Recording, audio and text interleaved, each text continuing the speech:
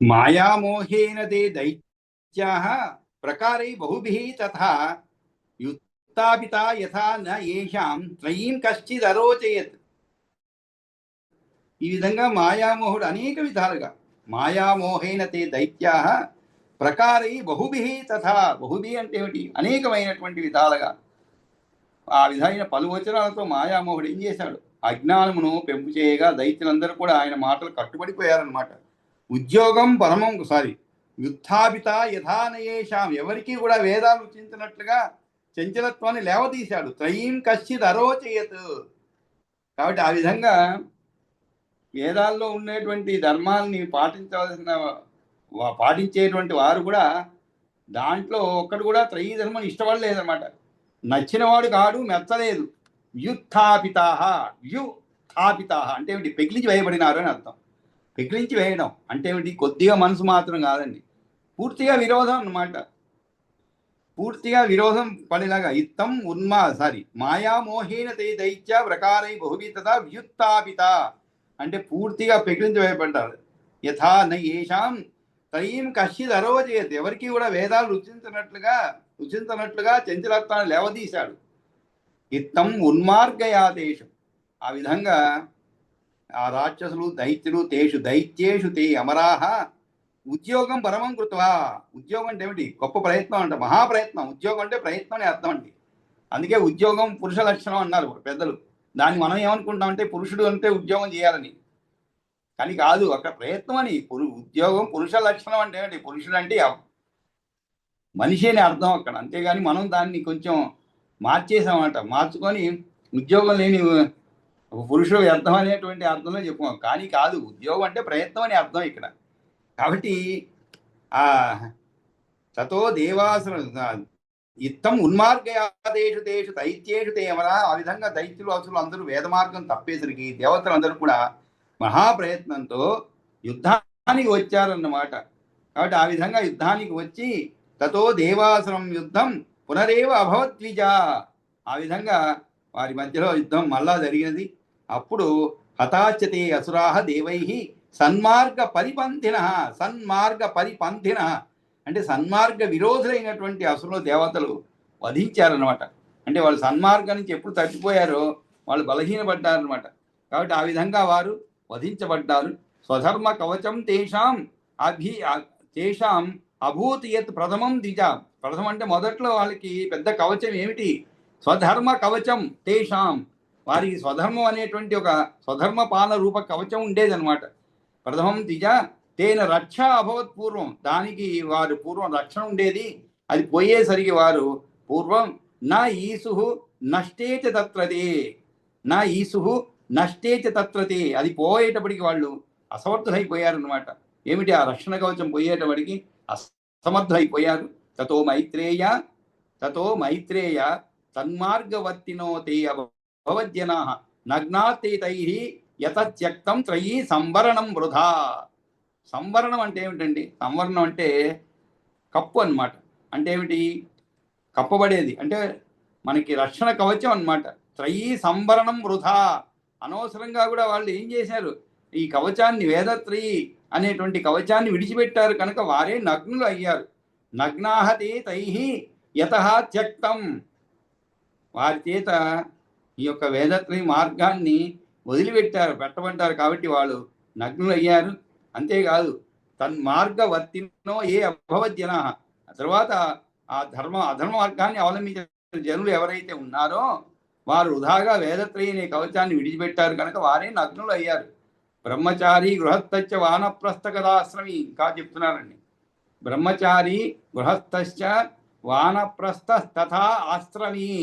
బ్రహ్మచారి, గృహస్థుడు, వానప్రస్థుడు, నాలుగో వాడు పరివ్రాజకుడు.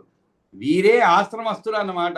బ్రహ్మచారి గృహస్థశ్చ వానప్రస్థ తదాశ్రమి పరివ్రాడ్ వా చతుర్థో అత్ర పంచమో నా ఉపపద్యతి. ఇంకా ఐదవ ఆశ్రమస్తులు ఉన్నవాడు లేనే లేడు. ఇంకా ఏం చెప్తున్నారు ఇక్కడ? యస్తు సంత్యజ్య గార్హ్యస్త్యం. ఎవరైతే గృహస్థాశ్రమాన్ని విడిచిపెట్టి అంటే ఎవడైతే గార్హ్యస్థను వదిలిపెట్టి వానప్రస్థుడు లేక దేశంచారం చేసే సన్యాసి కానీ ఎవడు కాడో వాడు కూడా నగ్నుడే. వానప్రస్థో న జాయతే. అంటే ఏమిటి, ఎంతసేపటికి ఈ గృహస్థాశ్రమంలోనే ఉండకూడదంట. కాబట్టి ఇది ఒక కొత్త విషయం మనం నేర్చుకున్నాం అనమాట. వాడిని కూడా ఒకవేళ అలాగే ఉండిపోతే వాడు కూడా నగ్నుడే వెలువబడతాడు. అంటే ఏమిటి, పరివ్రాడ్వాపి మైత్రేయ స నగ్న పాపకృత్ నరహ. ఇప్పుడు కూడా గృహస్థాశ్రమాన్ని విడిచిపెట్టి వానప్రస్థుడు కానీ సన్యాసి కానీ కాకుండా ఉండేవాడు నగ్నుడు, ఆ నరుడు పాపకారి ఎందుకులో. కాబట్టి మనం అందరం కూడా అన్ని అనుభవించిన తర్వాత గృహస్థాశ్రమం అయిపోయింది కొంతకాలానికి, మనం అందరం కూడా అంటే మగవారు అందరూ కూడా వానప్రస్థానికి లేదు సన్యాసి కానీ అవ్వాలన్నమాట. ఈ మధ్య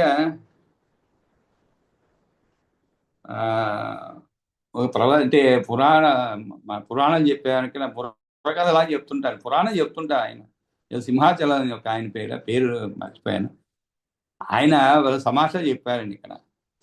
సన్నాసి సన్యాసి అంటే మీరు కూడా వినుంటారు ఆ వీడియో. సన్యాసి సన్నాసికి తేడా ఏమిటని చాలా బాగా చక్కగా చెప్పాడు ఆయన. సన్నాసి అంటే భార్య పిల్లలను పోషించలేకుండా భయంతో వదిలి బాధ్యతలు తీసుకోకుండా భయంతో పరిగెత్తి వెళ్ళిపోయిన వాడంట.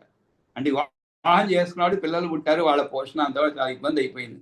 వాడికి దిక్కు తెలియటం లేదు, ఎలా సంపాదించాలి, ఎలా పోషించాలి, భారాన్ని ఎలా లాగాలి సంసారాన్ని అని. కాబట్టి వీళ్ళని వదిలిపెట్టి అర్ధరాత్రిలో వెళ్ళిపోయేవాడు సన్నాసి వాడు. సన్యాసి అంటే ఏమిటి, వీళ్ళందరి యోగక్షేమాలు చూసుకొని వీళ్ళందరినీ ఒక స్థితిలో ఏర్పరిచి ఇక తనతో పని లేదు వీళ్ళకి, తనతో పెద్దగా అవసరం లేదండి. అలాంటి వాడు సన్యాసి అయిపోవచ్చు. గృహస్థాశ్రమం మనం అనుకుంటామండి, ఇవన్నీ కూడా మనం అనుకుంటాం. కొంత వయసు వచ్చిన తర్వాత మనతో పని ఉండదు, ఇంకా మనమే వాళ్ళపైన ఆధారపడి ఉంటాం, పిల్లలపైన. అటువంటి స్థితి వస్తూ ఉంటుంది. పిల్లలపైనే కాదండి, ఎవరితోనైనా కూడా. పిల్లల్ని పెంచుతాం, పెద్దవాళ్ళని చేస్తాం, ఇంకా వాళ్ళ వాటకు వాళ్ళు రెక్కలు వచ్చి ఇక వాళ్ళు ఎగిరిపోతారు, దూరంగా ఎక్కడో ఉంటారు, ఏ కొమ్మ పైన వాళ్తారు. మన ఇంటి పట్టునే ఉండరు కదండి. పక్షులైనా కూడా మీరు వదిలేస్తే ఏం చేస్తాయండి, పంజరంలోంచి వెళ్ళిపోతుంటాయి.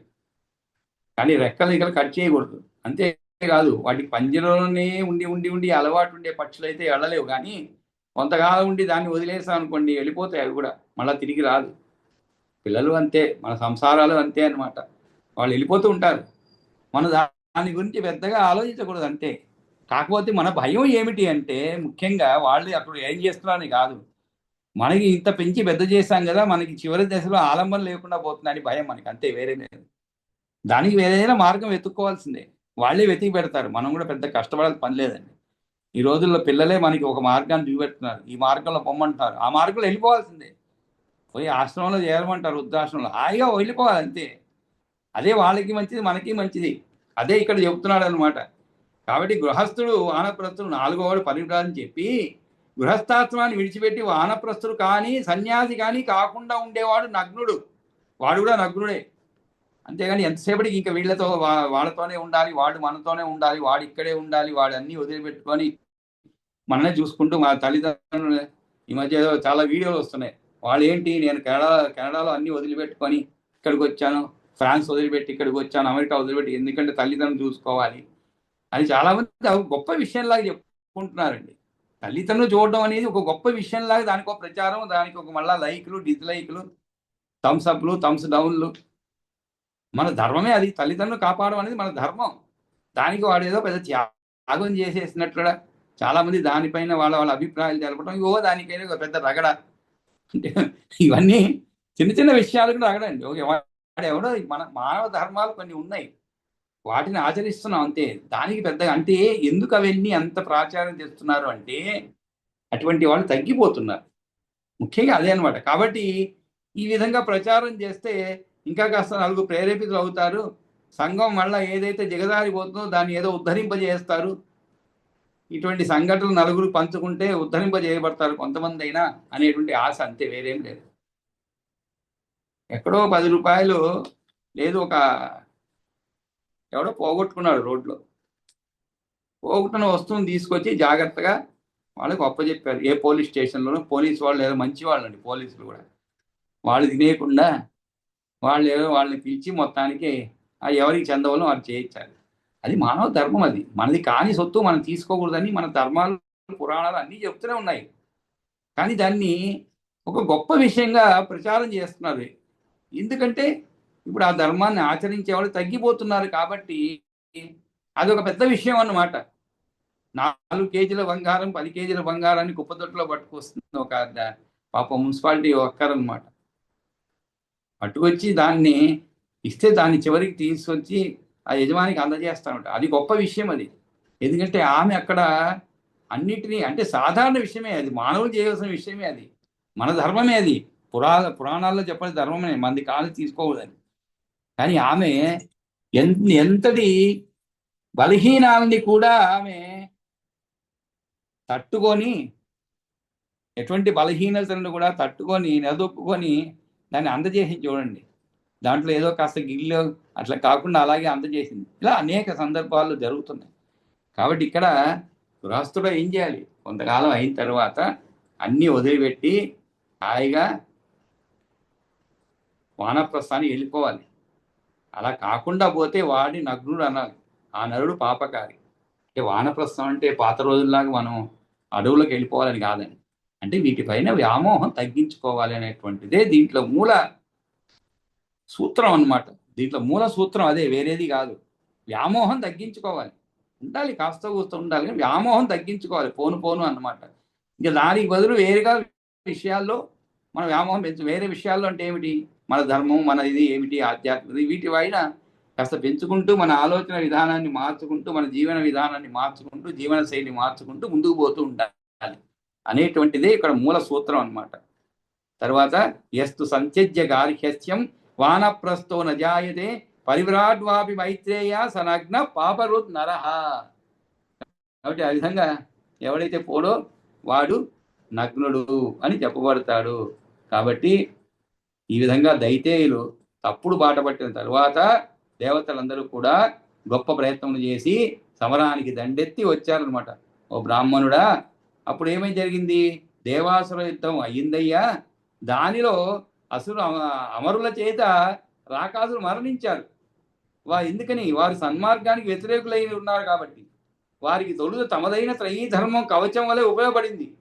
దానివల్ల దేవతలపైన గెలవగలిగారు, వేద ధర్మమును కోల్పోయారు, తమ ప్రాణాలను వదులుకున్నారు, పరధర్మమును అసలు రక్షించలేకపోయింది. కనుక స్వధర్మమును ఎవరైనా విడిచిపెట్టకూడదు. కనుక ఓ మైత్రేయ, ఇదే విషయం మనకి యోగాలో కూడా, భగవద్గీతలో చెప్పబడిందని శ్రీకృష్ణుడు చెప్తారనమాట. తన ధర్మము ఒకవేళ ఏదైనా, ఒక్క నిమిషం, ఒక్క నిమిషం.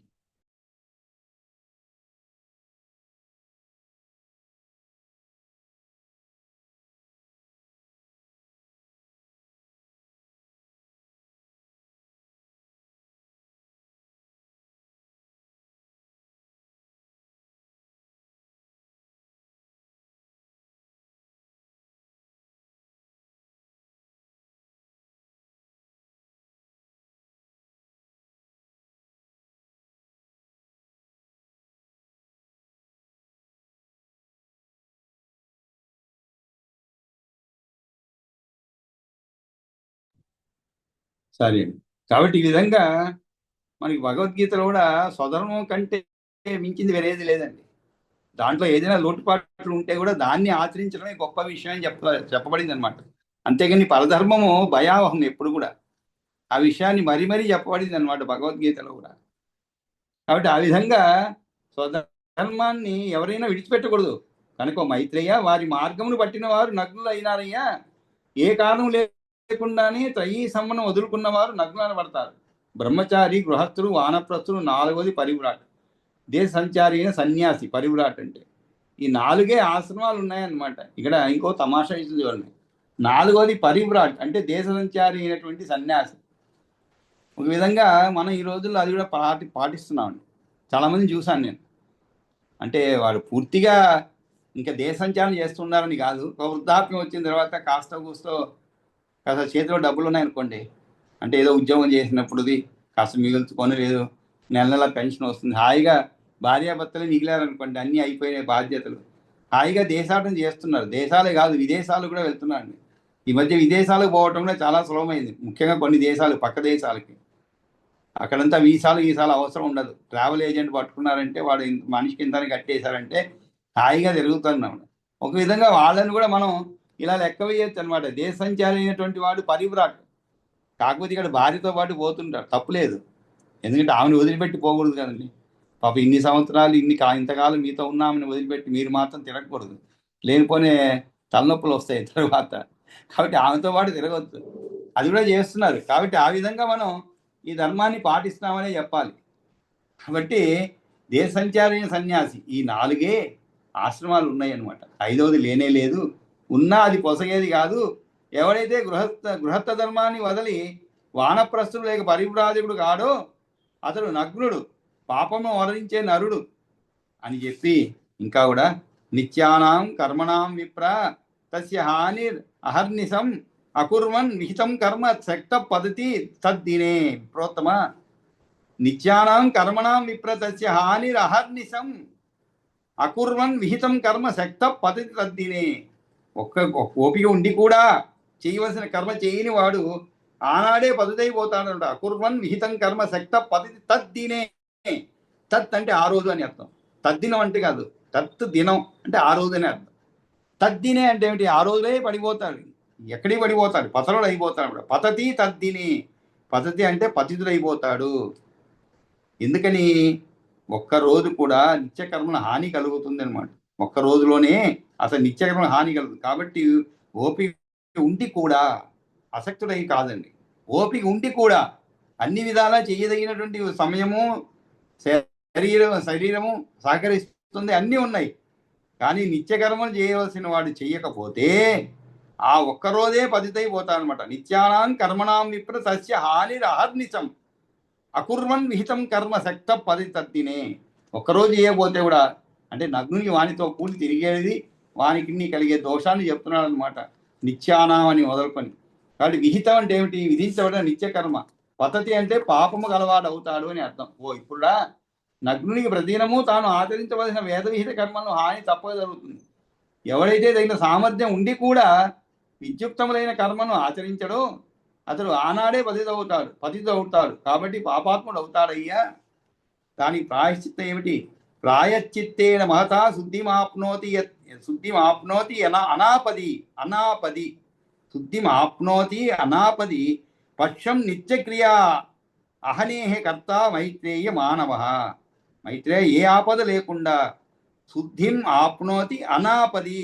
అనాపది అంటే ఏమిటి? ఏ ఆపద లేకుండా 15 రోజుల పాటు నిత్యక్రియలు మానివేసిన ప్రాయశ్చిత్తేన మహత మానివేసినటువంటి మానవుడు గొప్పదైన ప్రాయశ్చిత్తంతో మాత్రమే పరిశుద్ధుడు అవుతాడు. ఏ ఆపద లేకుండా 15 రోజుల పాటు నిత్యక్రియలు మానివేసిన అంటే ఇక్కడ ఆపదలో ఉండి మానివేస్తే దానికి ప్రాయశ్చిత్తం అవసరం లేదండి. ఎందుకంటే చేయలేనటువంటి పరిస్థితి. కాబట్టి తప్పులేదు. కాబట్టి ఈ విధంగా పక్షం దిన వరకు కూడా క్రియలను వదులుకున్నందుకు గాను పెద్దైన ప్రాయశ్చిత్తం చేసుకున్నట్లయితే శుద్ధిని పొందుతాడు అని అర్థం. ఇదే తీరుగా నెల కొలిదిగా కర్మలను చేయక సంవత్సరం క్రియా హానిర్యస్య పుంసో. సంవత్సరం ఇక్కడ సరిగా చెప్పలేను. పక్షం నిత్య ముందు శ్లోకంలో ప్రాయశ్చిత్తేన మహత శుద్ధిం ఆప్నోతి అనాపది పక్షం నిత్యక్రియా హానేహే. నిత్యక్రియ అహనేహే కాదండి, నిత్యక్రియ హానేహే అంటే నిత్యక్రియలకు హాని చేసినటువంటి వాడు కర్త మైత్రేయ మానవ. అటువంటి ఏ ఆపద లేకుండా 15 రోజుల పాటు నిత్యక్రియలు మానివేసిన మానవుడు గొప్పదైన ప్రాయశ్చిత్తం మాత్రమే పరిశుద్ధి అవుతాడు. అదే సంవత్సరము క్రియా హానిర్ యస్య పుంసో అభిజాయతే. సంవత్సర కాలం పాటు నిత్యకర్మలు మానివేసిన పురుషుణ్ణి కనుక సాధు పురుషులు చూసినట్లయితే తస్య అవలోకన సూర్యో నిరీక్ష్య సాధువిత్తదా. సంవత్సరం క్రియా హానిర్యస్య పుంసో అంటే ఏమిటి? సంవత్సర కాలం పాటు నిత్యకర్మలు మానేశాడు ఒకడు పురుషుణ్ణి. అతనిని కనుక తస్య అవలోకనాత్ అతన్ని కనుక సాధు పురుషులు చూసినట్టయితే ఏం చేయాలి? సూర్యో నిరీక్ష్య సాధుభి తదా. సూర్యో నిరీక్ష్య అంటే సూర్యుడిని చూస్తే ఆ సూర్యుని వైపు తిరిగి ఆయన దర్శనం చేసుకోవాలి. అప్పుడు సాధు పురుషులు. ఇది ఎల్లకాలంకు చెందిన కర్తవ్యము. ఎవడైతే నిత్యవిధి కర్యను ఉద్దేశపూర్వకంగా సంవత్సరం పాటు వదులుకున్నాడో అతన్ని చూసినప్పుడు అండి, అతనికి కాదు ఇది, అతన్ని చూస్తే కూడా దోషమే. అంటే మనం ఎవరైనా నిత్యకర్మలు చేయనటువంటి వాడిని చూస్తే వాడికి ఎలాగో దోషం, వాడి పాపకర్మలు అవన్నీ, వాడు పాపం పోతాడు, వాడి పాపాన్ని వాడు పోతాడు. కానీ అటువంటి వాడిని మనం చూస్తే కూడా ఆ చూసినటువంటి పురుషునికి ప్రాయశ్చిత్తం చేసుకోవాలి. దానికి ఏం ప్రాయశ్చిత్తం? వెంటనే సూర్యుని వైపు తిరిగి తస్య అవలోకనా సూర్యో తస్య అవలోకనా సూర్యో నిరీక్ష్య సాధుభి సదా. కాబట్టి పాప పరిహారం కోసమై సూర్య సందర్శనం చేయాలి అన్నమాట. ఇది ప్రాయశ్చిత్తం అవుతుంది. అప్పుడు ఎవరికి నిత్యకర్మ చేయనటువంటి వాడికి కాదండి, బాగా గమనించాలి. చెయ్యనటువంటి వాడిని, సంవత్సరం పాటు చేయనటువంటి వాడిని చూసిన వాడికి ప్రాయశ్చిత్తం. అది అంటే చూసిన వాడిగా తప్పే అన్నమాట. అటువంటి వాడిని దూరంగా ఉంచాలి, దగ్గరికి రానివ్వకూడదు అన్నమాట. ఇంకా సృష్టే స్నానం సచేలస్య శుద్ధే హేతు మహామతే పుంసో భవతి తస్యోక్త నా శుద్ధి పాపకర్మణ. మహామతి, అటువంటి వాడిని ముట్టుకుంటే ప్రాయశ్చిత్త శుద్ధి కోసమై సచేల స్నానం చేయాలి. ఆ పాపకర్మ చేసిన పురుషునికి మాత్రం ప్రాయశ్చిత్త శుద్ధి చెప్పబడలేదు. సృష్టే స్నానం సచేలస్య. సచేలం అంటే ఏమిటి అండి? సచేలం అంటే వస్త్రములతోనే స్నానం చేయటం అంట. సృష్టే స్నానం సచేలస్య. మహామతి, అటువంటి వాడిని ముట్టుకుంటే శుద్ధే హేతు మహామతే, ప్రాయశ్చిత్త శుద్ధి కోసమై సచేల స్నానం చేయాలి. ఆ పాపకర్మ చేసిన పురుషునికి మాత్రం ప్రాయశ్చిత్త శుద్ధి చెప్పబడలేదు. పుంసో భవతి తస్య ఉక్త న శుద్ధి ఈ పాపకర్మణ. వాడికి శుద్ధి లేదండి. అంటే వేరే వస్త్రం కట్టుకున్నానండి ఇక్కడ అర్థం. కాదు, అదే అంటే ఒక వస్త్రము కట్టుకొని స్నానం చేయడం, ఒకే వస్త్రం కట్టుకొని స్నానం చేస్తాం. సచేల అంటే అదేనమాట. అంటే మామూలుగా మనం ఏం చేస్తాం, టవల్ ఎలా చుట్టుకొని స్నానం చేస్తాం. అటువంటి స్నానం చేస్తే కూడా కట్టుకున్న బట్టని ఇప్పేయాలని ఇంకోటి అవసరం లేదు. దానిపైనే ముట్టుకున్న అంటే అటు ఆ వస్త్రంతోనే స్నానం చేస్తే చాలు. ఆ వస్త్రం పైనే స్నానం చేస్తే చాలు. అదే మన సచేల అంటే ముట్టుకున్నాం అనుకోండి. అంటే మనం ఈ రోజులో మనం ఇవన్నీ పాటించలేమండి. ఎందుకంటే ఎవడు ఇటువంటి కర్మలు ఎవడు చేయటం లేదు, ఎవడు చేస్తున్నాడు ఏమి తెలియదు ఈ రోజుల్లో. అందరూ బాహ్య వేషాలు మాత్రం బాగానే ఉంటున్నాయి, బాహ్యంగా వేషం బాగానే ఉంటుంది, కానీ ఆచరిస్తున్నాడు లేదా అనేది మనకి ప్రత్యేకంగా తెలుసుకోవాలన్నమాట. తెలుసుకొని ఇలాంటి ఆచరించాలి మనం. అటువంటి వాడిని ముట్టుకుంటే అప్పుడు మనం ప్రాయశ్చిత్త సిద్ధి కోసమే సచేల స్నానం చేయాలి. కానీ వాడికి పాపశుద్ధి లేదు, వాడికి ప్రాయశ్చిత్తం లేదు. ఎవడైతే ఈ కర్మలు ఈ విధంగా నిర్వహించడం లేదో వాడికి లేదు. కాబట్టి ఈ ప్రాయశ్చిత్తం అనేది మనకే అన్నమాట. వాడిని తాకిన పాపానికి మనకే.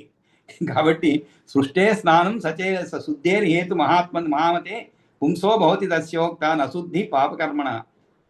ఇవన్నీ వింటుంటే మనకి ఎంత పవిత్రంగా ఉండాలి అనేటువంటి పురాణాలు చెప్పండి.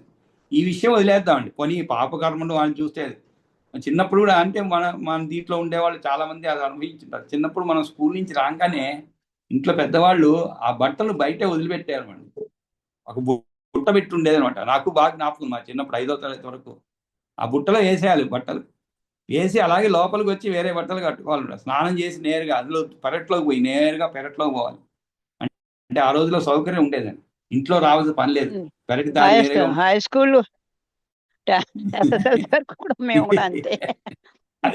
అదే చెప్పేది. అంటే అవి మంచి అలవాట్లు. ఓ తరగతికి పోయినప్పుడు మనం ఎటువంటి అంటే పాపాత్ములు అలాంటి పిల్లలు పాప అలా అనకూడదు, కానీ అది శుచి అన్నమాట. శుభ్రత గురించి చెప్పబడింది. ఎవరికైనా అనేక అనారోగ్యాలతో ఉండే పిల్లలు వస్తారు. దానివల్ల కొన్ని మనకి ఈ కరోనా వచ్చినప్పుడు ఇలాంటివన్నీ మనం చాలా జాగ్రత్తగా పాటించాం. కరోనా ఎప్పుడైతే పోయిందో ఇక మళ్ళీ మనం యథావిధిగా పాత పద్ధతికి వచ్చేసాం అన్నమాట. కరోనా వచ్చి కొంచెం మన ఆచార వ్యవహారాలన్నిటిని కూడా అటకపైన ఉండే వాటిని అంటే కిందకి దింపాం. ఆచార వ్యవహారాలన్నీ కూడా చెయ్యి కడుక్కోవటం, ప్రతిసారి చెయ్యి కడుక్కోవటం, అది కూడా మామూలు చెయ్యి కడుక్కోవడం కాదు, హ్యాండ్ వాష్లు ఇంకా ఏవో వేసుకున్నాం చేతుల్లో. పాల ప్యాకెట్ కూడా శుద్ధి చేసుకునే వాళ్ళు ఉన్నారండి. పాల ప్యాకెట్ వాడు ఇచ్చేసి పోతే అక్కడ దాన్ని ఒక బకెట్లో నీళ్లు పెట్టి దాంట్లో వేసిపోతే తర్వాత దాన్ని లోపల తీసుకొని శుద్ధి చేసుకొని అంత జాగ్రత్తగా ఉన్నాం అనమాట. అలాగే ఉండేది. కాళ్ళు చేతులు కడుక్కోకుండా లోపలికి వచ్చేవాళ్ళం కాదు. కానీ ఇప్పుడు ఆ సౌకర్యం లేవు. ఎక్కడో కొంతమంది ఇళ్లలో ఇంకా కూడా ఫాలో అవుతున్నారు. అపార్ట్మెంట్లో ఉంటే కూడా ఫాలో అవుతున్నారు, కానీ చాలా మంది ఇళ్ళలో సౌకర్యం ఉండదు. మన శురకుడి దగ్గరికి పోతే కూడా హాల్లో నుంచే వంటింట్లో నుంచే బాత్రూమ్ పోవాల్సిన పరిస్థితులు. మనం ఏం చేస్తాం మరి? వాకిట్లో స్నానం చేయలేం కదా, అపార్ట్మెంట్లో అందరూ చూస్తుంటాను. కాబట్టి ఈ విధంగా పురుషుని ప్రాయశ్చిత్త శుద్ధి లేదు, కానీ అతను చూసి తాకిన వాళ్ళకి మాత్రము ప్రాయశ్చిత్తం చెప్పబడింది.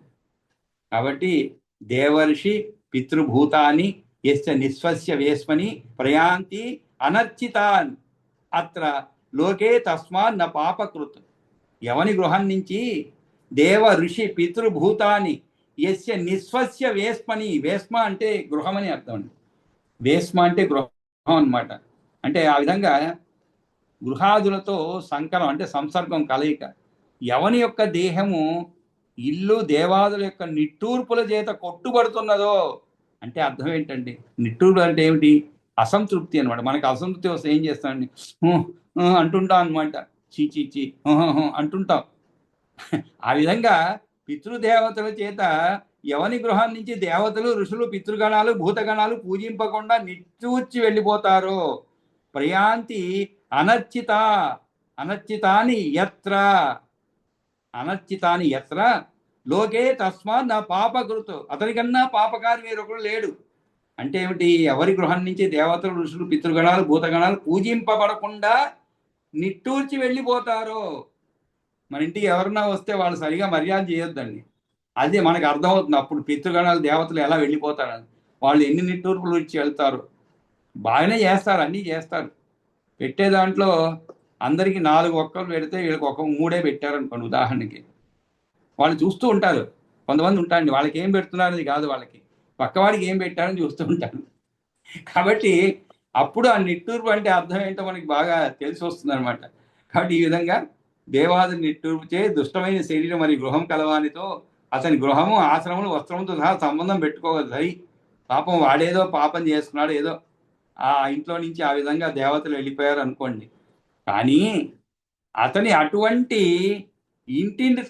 ఇంటివాడితో దుష్టమైనటువంటి ఆ ఇంటివాడితో దేవాది నిశ్వాస హతం శరీరం యచ్చవేస్మచ. దేవాదుని నిట్టూర్పుచే దుష్టమైన శరీరము మరియు గృహము కలవానితో అతని గృహము ఆసనములు వస్త్రములతో సహా సంబంధం పెట్టుకొని రాదు. ఎంత స్ట్రిక్ట్గా చూడండి, ఎంత స్ట్రిక్ట్గా చెప్పారు చూడండి. అటువంటి వాడితో సంబంధం పెట్టుకోకూడదు. ఎటువంటి సంబంధం? అది కూడా దేవాది నిశ్వాస హతం శరీరం యచ్చ వేస్మచ. అతని శరీరమే కాదు, అతని యొక్క గృహము కూడా. వేస్మ అంటే గృహము. అతని గృహము కూడా నతేన సంకరం కుర్యాత్. సంకరం అంటే ఏమిటి? సంబంధం. నతేన సంకరం కుర్యాత్. కుర్యాత్ అంటే పెట్టుకోకూడదు. నా కుర్యాత్ అంటే పెట్టుకోరాదు. నతేన సంకరం కుర్యాత్ గృహ ఆసన పరిచ్ఛదై. గృహ ఆసన పరిచ్ఛదం అంటే ఏంటి? వస్త్రం అనమాట. అంటే ఏమిటి? వాళ్ళ ఇంటికి పోవడం కానీ ఆసనం కూర్చోవడం కానీ వస్త్రములతో కానీ సంబంధం పెట్టుకొని రాదు. సహాస్య. అంతేకాదండి, ఎవరి యొక్క దేహం ఇల్లు దేవాదులకు నిట్టూర్పుల చేత కొట్టుబడుతున్నదో అటువంటి వాని ఇల్లు ఆసనములు పరికరములు పరిజనులతోనూ కలవకుండా ఉండడం మంచిది. సంకరం చేయకూడదు, సంకరం కలగవు. కానీ ఇవన్నీ ఎందుకు చెప్పబడిందండి? ఇలా ఎందుకు చెప్పబడింది అంటే, ఒకవేళ కర్మకారం వాళ్ళ ఇంటికి పోయాం అనుకోండి, మనం ఉదాహరణకి ఇందాక ఎలాగైతే ఆ మాయామోహుడు ఎలా ఈ రాక్షసుని వేద మార్గం నుంచి పక్కకి తప్పించాడో, వాళ్ళు ఏం చేస్తారు? అదే మార్గం మనకు కూడా చెప్తుంటారు. ఏంటండి మీరు ఎప్పుడు చూడ వ్రతాలు అంటారు, ఇదంటారు అదంటారు. ఏమవుతుందండి దానివల్ల? ఏమొస్తుందండి? మీ శరీరం చూడండి ఎంత చిక్కిపోయిందో. సోమవారం మంగళవారం ఉపవాసాలు అంటారు, ఒకరోజు వెంకటేశ్వర స్వామి అంటారు, ఒకరోజు అదంటారు ఇదంటారు అని చెప్పి ఏం చెప్తారు? నీకు కూడా నెమ్మదిగా వాళ్ళ మార్గంలోకి తీసుకుపోతారు అనమాట. ఆ భయానికి మనం వాళ్ళతో ఎటువంటి సంసర్గం పెట్టుకోకూడదు అంటుంటాం. ఎందుకంటే అది సులభంగా మనల్ని ఆకర్షిస్తుంది అనమాట. ఎవరైనా హాయిగా భోంచేయమంటే మనకి మంచిది అనిపిస్తుంది కదండి. కాకపోతే మన బలహీనత అక్కడ బయటపడుతుంది అనమాట. మనం ఒక ధ్యేయం పెట్టుకొని ఉంటాం. మనకు కనబడినటువంటి దైవం మనకు కనబడినటువంటి దైవం గురించి మనం ఆలోచిస్తూ ఉంటాం. కానీ ఎదురుగా కనబడేటువంటి ప్లేట్లో ఉన్నటువంటి బిర్యానీ గురించి వీళ్ళు చెప్తుంటారు. కాబట్టి ఇక్కడే మీకు ఒక పెద్ద సంఘర్షణ అనమాట. ఇది గొప్పదా అది గొప్పదా అని. కాబట్టి కొన్ని రోజులు పాపం ఎలాగో ఉంటారు, మీరు నిలదొక్కొని ఉంటారు. కానీ కొన్ని రోజుల తర్వాత నెమ్మదిగా మీరు మారిపోవచ్చు. అందుకనే అటువంటి వారితో సంసర్గం పెట్టుకోకూడదు అని చెప్తాను. అటువంటి వారితోనే ఇప్పుడు కాకపోయినా ఎప్పటికైనా మారిపోతాము. అటువంటి పాపకర్మలు చేసేవారితో వారితో ఎటువంటి సహవాసం పెట్టుకోకూడదంటే ఇదే కారణం అన్నమాట. ఇదే కారణం ఏమంటే మనం మన బలహీన క్షణాలు ఉంటాయి కొన్ని, ఆ క్షణాల్లో మనం ఒకవేళ ఏమైనా దారి తప్పుతామేమో అని చెప్పానమాట. కాబట్టి ఈ విధంగా సంభాషణ అనుప్రశ్న, అంతేకాదండి అటువంటి యజమానితో సంభాషణ అనుప్రశ్నాది సహాస్యాం చైవ కుర్వత జాయతే తుల్యతా తేనైవ ద్విజవత్సరం.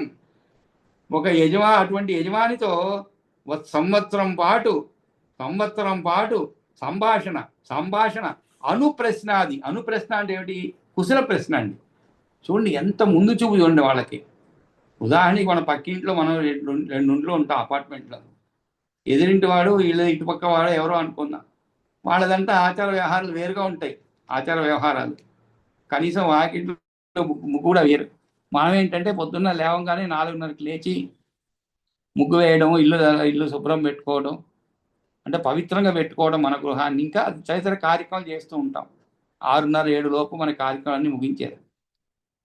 ఇలా ఎదురింటి వాళ్ళు పక్కింటి వాళ్ళు అలా కాదు, వాళ్ళ ఆచారాలు వేరు. లేవడం 8 గంటలకు లేస్తారు, లేచి చూస్తారు, మీరేమో ముగ్గు వేసి ఉంటారు చక్కగా.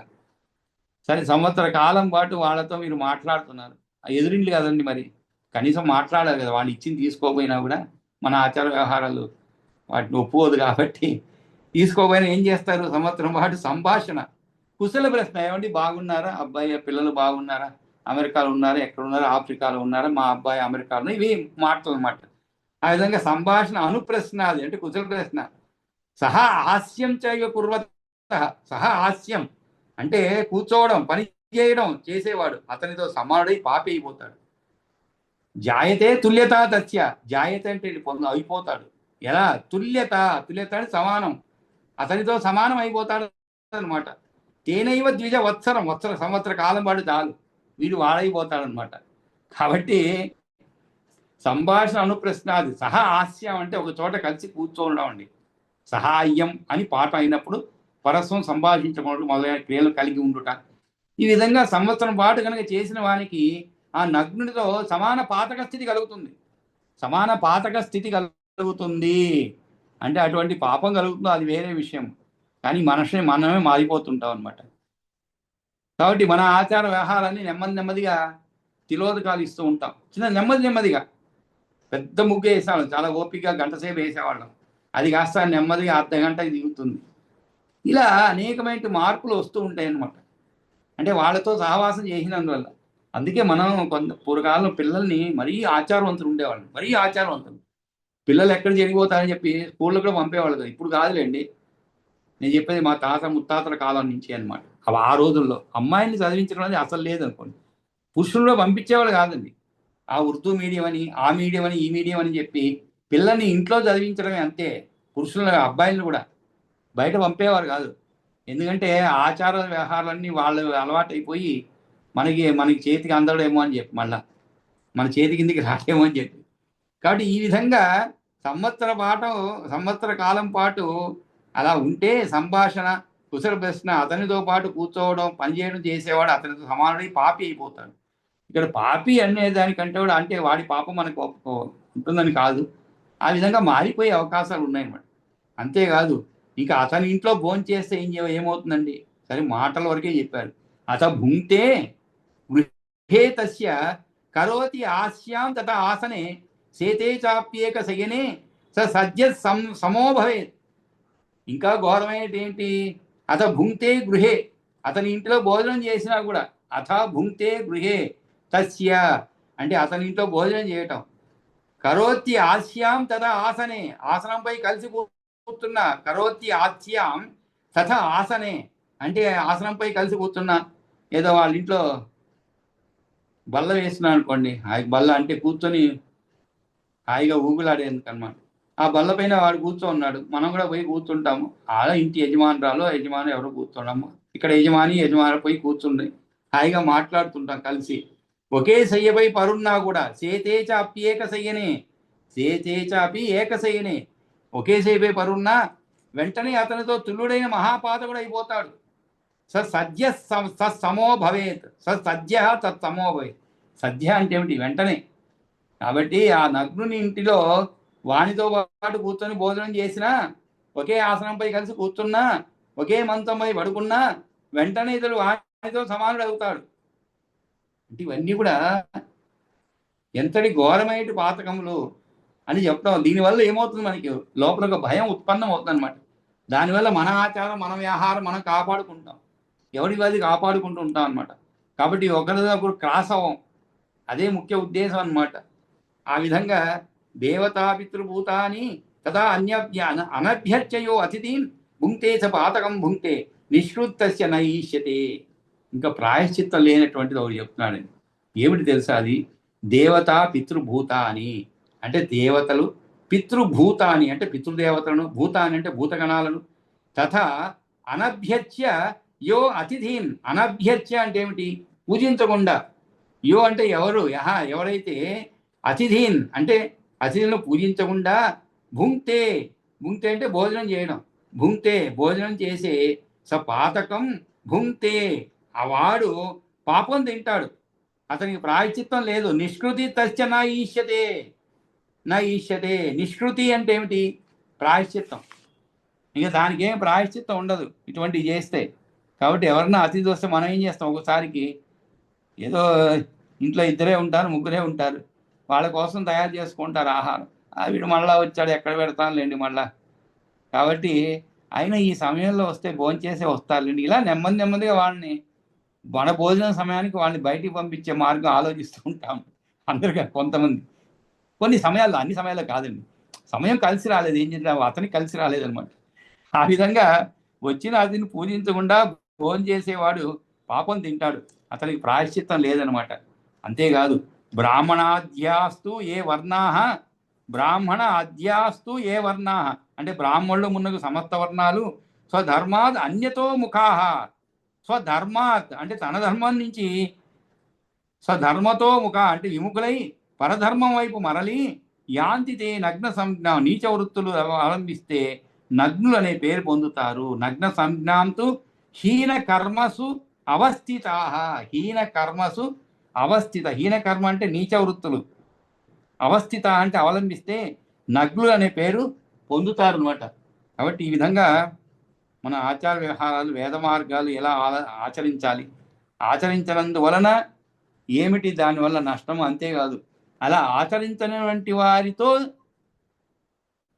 కలయికలు కానీ, వారితో మాట్లాడటం కానీ, వారితో కలిసి భోంచేయటం కానీ, ఇవన్నీ కూడా చేసినందువల్ల ఎటువంటి ఫలితములు ఉంటవి అనేటువంటి విషయాలన్నీ కూడా మనం ఈ 46 శ్లోకాల్లో చాలా వివరంగా చెప్పుకున్నాం. సమయం కూడా అయిపోవచ్చింది, కాబట్టి ఈరోజు మనం మంగళం పాడుకుందాం. స్వస్తి ప్రజాభ్య పరిపాలయంతాం న్యాయేన మార్గేణ మహీమహీషా గోబ్రాహ్మణేభ్య సుమత్తు నిత్యం లోకా సమస్తా సుఖినో భవంతు. కాలే వర్షతు పర్జన్య పృథివీ సస్యశాలినీ దేశోయం శోభరహితో బ్రాహ్మణా సంతు నిర్భయా. అపుత్ర పుత్రిణ తంతు పుత్రిణ తంతు పౌత్రిణ ధనా తదనా తంతు జీవంతు శరదాచరం.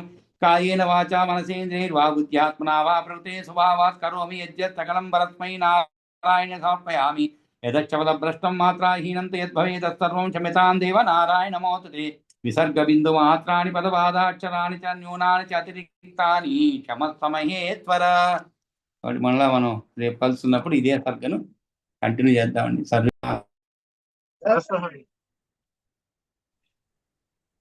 దాసం గురువు గారు.